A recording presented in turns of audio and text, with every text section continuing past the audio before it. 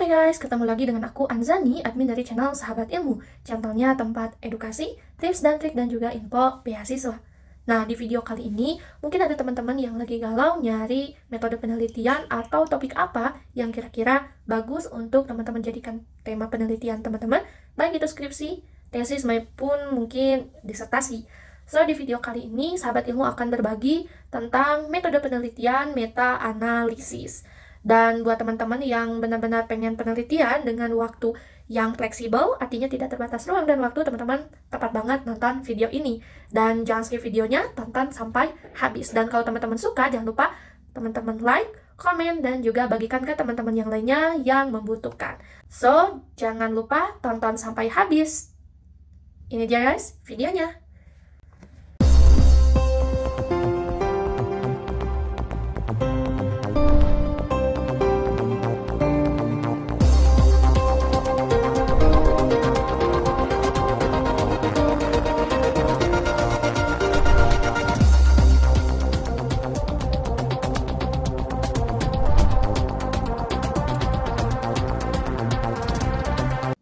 Lanjut dulu di analisis karakteristik studi. Analisis karakteristik studi sendiri dilakukan jika diperoleh hasil analisis heterogenitas yang menunjukkan bahwa data ukuran efek bersifat heterogen, merujuk pada Brownstein dan kawan-kawan tahun 2009. Analisis karakteristik studi bisa berupa jenjang pendidikan, demografi siswa, banyaknya sampel penelitian, durasi perlakuan, materi ajar, dan lainnya yang kira-kira bisa menjadi karakteristik dari studi tersebut sehingga terjadinya heterogenitas.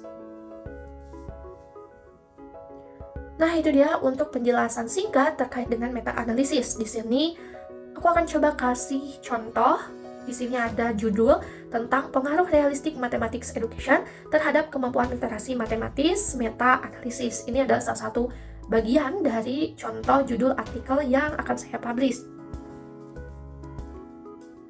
Selanjutnya, untuk langkah-langkah dari meta-analisisnya, pertama, kita akan lakukan pendiskusian masalah dari penelitian tersebut, lalu mengumpulkan data, ketiga, kita akan melakukan proses pengkodingan, keempat, kita akan melakukan seleksi studi, kelima, kita akan mengekspresi data, keenam, kita akan menganalisis statistik, dan ketujuh, kita akan menginterpretasi dan membuat laporannya. Ini adalah gambaran metode penelitian. Saya tadi ambil contoh untuk pendefinisian masalah studinya berkaitan dengan tema dari artikel yang akan saya buat. Di sini ada terkait dengan inkonsistensi pengaruh dari implementasi RME terhadap kemampuan literasi matematis siswa. Dengan kriteria inklusi, populasinya di sini saya mengambil siswa jenjang sekolah dasar, menengah, dan juga perguruan tinggi. Untuk interventionnya yaitu berupa perlakuan studi primer, yakni RME. Untuk komparator atau pembandingnya adalah pembelajaran konvensional. Untuk outcome-nya berupa kemampuan literasi siswa atau mahasiswa. Untuk studi design di sini saya menetapkan yang akan menjadi kriteria inklusinya adalah kuasi eksperimen. Dan untuk statistical data di sini saya menggunakan rata-rata, simpangan baku, ukuran sampel, t-value dan p-value. Untuk publication year, tipe dan indeksernya. Untuk publikasinya saya batasi mulai dari tahun 2011 sampai 2022. Untuk tipenya berupa jurnal atau proceeding, jadi saya tidak menggunakan tesis, disertasi atau apapun yang tidak dipublikasikan. Jadi sini saya menggunakan studi primer berupa jurnal atau proceeding. Untuk indeksnya saya menggunakan Sinta atau Scopus. Karena di sini saya merujuk pada Gilberti dan kawan-kawan tahun 2009. Selanjutnya ada strategi pencarian literatur. Untuk strategi pencarian literatur, database atau mesin pencari literatur yang saya gunakan di sini berupa Semantic Scholar, Eric, Dodge, IOP, AIP, dan Atlantis Press, juga Science Direct. Untuk kata kuncinya, saya sesuaikan dengan tema, sama dengan tema dari penelitian, yaitu RME terhadap kemampuan literasi matematis siswa. Untuk RME sendiri, mungkin teman-teman yang sama juga menggunakan RME, kita bisa menggunakan RME, juga kita bisa menggunakan PMRI, atau Pendidikan Matematika Realistik Indonesia.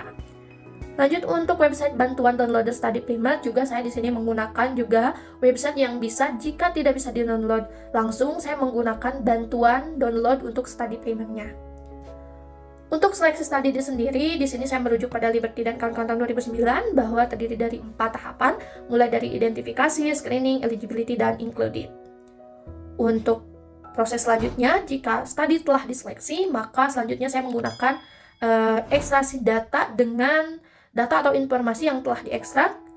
Selanjutnya saya masukkan ke lembar coding, dan setelah proses pengkodingan, selanjutnya saya melakukan uji reliabilitas coding. Nah, untuk teman-teman yang akan menggunakan metode penelitian meta-analisis ini sebagai metode penelitian dalam skripsi, tesis, ataupun disertasi, wajib melakukan uji reliabilitas coding ini. Namun jika teman-teman hanya menggunakan metode penelitian ini untuk membuat artikel, proses uji reliabilitas coding ini bisa teman-teman skip. Jadi teman-teman cukup membuat lembar coding, dan selanjutnya teman-teman langsung ke proses analisis statistiknya. Analisis statistik di sini terdiri dari 3, mulai dari analisis bias publikasi dan sensitivitas, analisis heterogenitas dan hipotesis nol, dan ketiga ada analisis karakteristik studinya.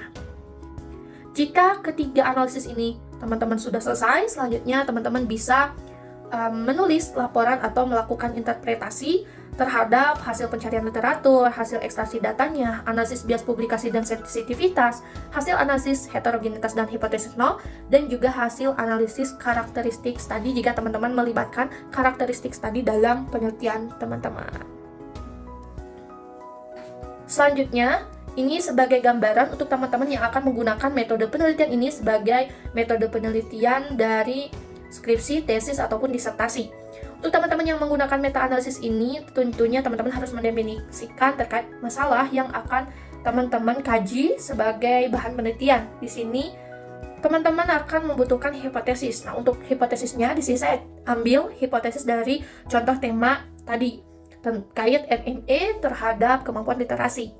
Untuk hipotesisnya, teman-teman bisa tuliskan bahwa implementasi RME secara signifikan berpengaruh positif terhadap kemampuan literasi matematis siswa ditinjau dari keseluruhan studi primer yang disintesis.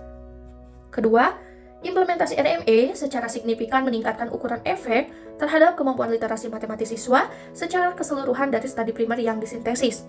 Ketiga, tidak terdapat perbedaan yang signifikan antara implementasi RME yang dilakukan di daerah perkotaan atau kota madya dan yang dilakukan di pedesaan atau kabupaten dalam meningkatkan kemampuan literasi matematis siswa. Keempat, tidak terdapat perbedaan yang signifikan antara implementasi RME yang menggunakan ukuran sampel kecil dan implementasi RME yang menggunakan ukuran sampel besar dalam meningkatkan kemampuan literasi matematis siswa. Dan kelima, tidak terdapat perbedaan yang signifikan antara implementasi RME yang dilakukan di jenjang pendidikan sekolah dasar, menengah pertama, menengah atas, dan perguruan tinggi dalam meningkatkan literasi matematis siswa berdasarkan kajian karakteristik studi ya. Nah, ini dia untuk contoh hipotesisnya. Nah, untuk teman-teman yang masih bingung atau ngehang atau ngeloading atau nge-lag, mungkin bingung ini bisa mendefinisikan masalah ini seperti apa dan gimana cara menjawabnya, cara menyiapkan contoh lembar pengkodingannya, teman-teman bisa lihat di video selanjutnya. Nah, pertama mulai dari pengumpulan data. Untuk pengumpulan data di sini saya coba masuk di sini contohnya.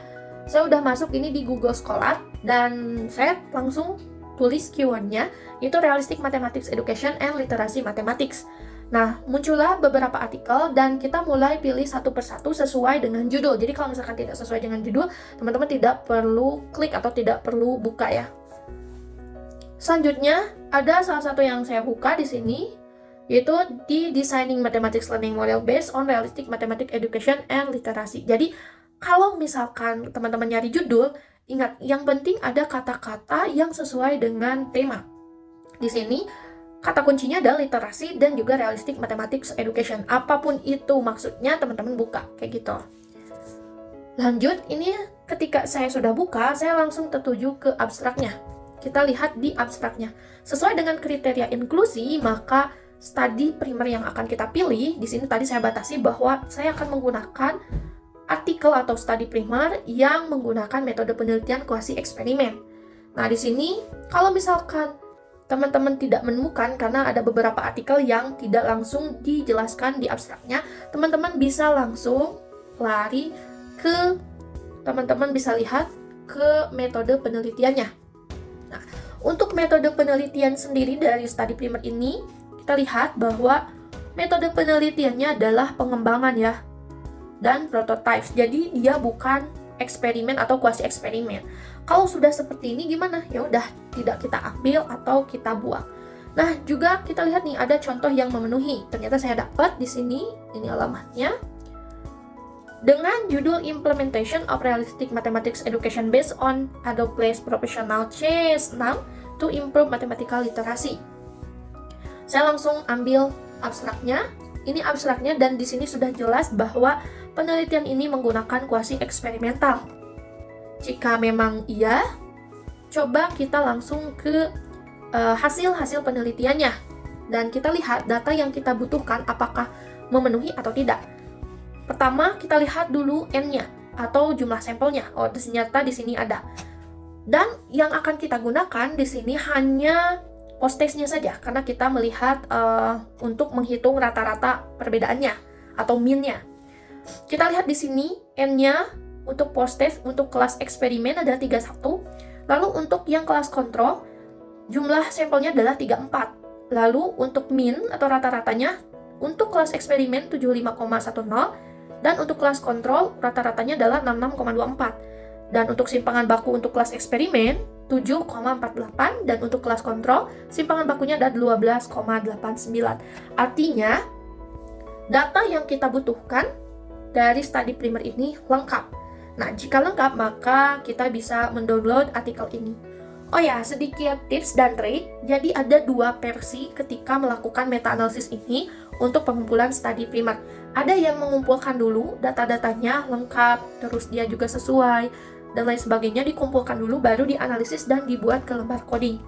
Namun ada juga opsi yang kedua, saya biasanya menggunakan tips dan trik ini, jadi saya melakukannya dalam satu langkah dalam satu study primer. Maksudnya gini, ketika saya dapat satu study primer, akan saya analisis secara keseluruhan, mulai dari proses identifikasinya, terus saya juga lakukan screening, eligibility, dan terakhir bisa ia include untuk nantinya selesai atau bisa memenuhi kriteria untuk selanjutnya dianalisis di CMA-nya.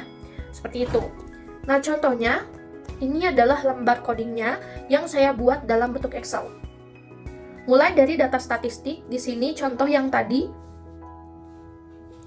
ini adalah artikel yang memenuhi, contoh artikel yang memenuhi yang tadi, yaitu oleh Umbara dan Nuraini tahun 2019. Dan saya kasih kode agar nanti tidak kesulitan. Di sini saya buat kode dari jurnal ini, saya sesuaikan dengan waktu pencarian. Jadi ini artikel pertama yang saya temukan. Jadi untuk kode ini disesuaikan dengan keinginan peneliti atau urgennya peneliti seperti apa. Nah, langsung saja di sini untuk mean tadi saya masukkan untuk mean-nya 75,1, standar deviasinya 7,48, N-nya tadi 31, mean untuk pembelajaran konvensionalnya ada 66,24, standar deviasinya 12,89 dan untuk N-nya adalah 34. Nah, itu untuk data statistiknya. Selanjutnya, di sini kita juga masukkan data-data lain seperti karakteristik tadi. Di sini ada kapasitas kelas.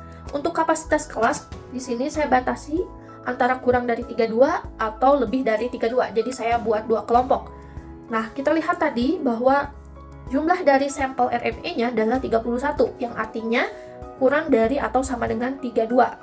Lalu untuk jenjang pendidikannya, saya masukkan bahwa jenjang pendidikan dari penelitian atau studi penelitian ini adalah SMP, atau studi dari studi primernya ini adalah SMP. Untuk demografinya, di sini saya bagi dua, jadi ada kategori dia kabupaten atau dia kota madya. Nah, melihat demografinya itu dari mana? Ya, kita lihat dari artikelnya atau dari studi primernya. Dia dilakukan di sekolah mana dan sekolah tersebut berada di apakah daerah kabupaten atau perkotaan. Jadi kita bisa search di Google, kayak gitu. Selanjutnya, di sini ada pengindeks. Untuk pengindeksnya, teman-teman bisa masukkan apakah dia diindeks oleh Sinta, oleh Scopus, atau oleh Google Scholar, atau yang lainnya. Untuk tahun publikasinya, saya masukkan 2019, tipe publikasinya jurnal. Nah, untuk tipe publikasi tadi sudah disampaikan bahwa terdiri dari dua, yaitu jurnal atau proceeding, yang saya ambil di penelitian ini, gitu. Dan untuk database-nya dari study primer ini, masuk ke database DOAS. Selanjutnya, untuk email juga kalian bisa cantumkan. Nah, bisa teman-teman gunakan ketiga proses eligibility, di mana teman-teman misalkan kekurangan data dari study primer. Biasanya dari beberapa artikel itu tidak mencantumkan secara detail terkait analisis statistiknya. Nah, teman-teman bisa menghubungi pihak atau yang memiliki study primer tersebut lewat email ini. Selanjutnya, teman-teman juga bisa mencantumkan link penelusurannya. Nah, itu dia teman-teman di video kali ini terkait dengan meta-analisis. Next video kita akan share juga terkait dengan contoh-contoh penelitian. Terus aku juga akan kasih video gimana caranya kita mencari artikel dan akhirnya artikel itu bisa siap untuk diekstraksi atau siap untuk di-include ke software CMA-nya. Dan juga tentunya gimana cara penggunaan CMA-nya. Untuk teman-teman yang mau info detail, teman-teman bisa juga mau bimbingan intens, teman-teman bisa hubungi, ada di sini 2 email, bisa salah satu emailnya, atau mungkin teman-teman bisa hubungi ada beberapa media sosial dari Sahabat Ilmu. Dan teman-teman yang mau bimbingan secara khusus juga teman-teman bisa langsung call admin channel Sahabat Ilmu ya. Dan menyediakan bimbingan secara langsung terkhusus untuk metode penelitian ini atau metode meta-analisis ini. Thank you udah nonton dan jangan lupa share sebanyak-banyaknya ya. Thank you.